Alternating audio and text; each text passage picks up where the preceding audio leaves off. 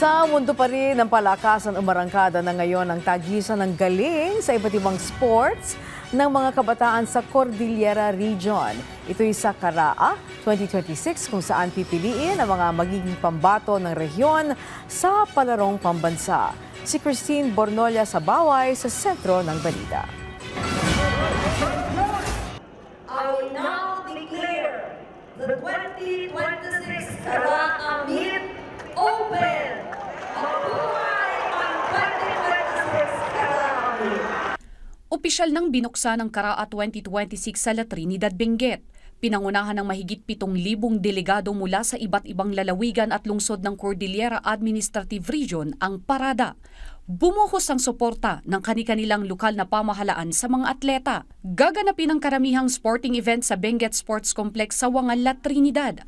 Pangunahing panauhin si Attorney Lee Panuntongan, Undersecretary at Chief of Staff ng Department of Education. A true champion knows where he or she is weak. Ang mahalaga, kilala mo ang iyong sarili.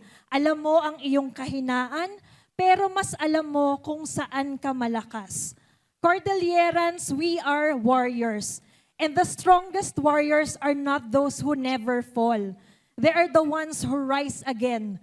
No matumba ka, agbangon ka. No maabak ka, agadal ka. No agkamali ka, agsubli ka, anapigpigsa. So I challenge you, compete with fire in your heart. Fight with discipline in your body. And speak with wisdom in your mouth. One of you today is Thomas Edison, who will become the next great champion of this region. Nagsimula na rin ngayong araw ang iba't ibang sporting events. Ang closing program ay gaganapin sa Biyernes.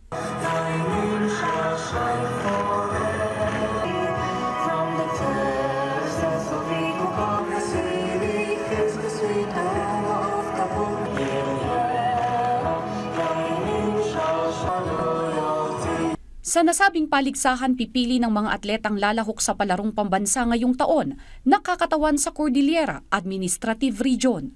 Christine Bornolia sa Baway para sa Pambansang TV sa Bagong Pilipinas.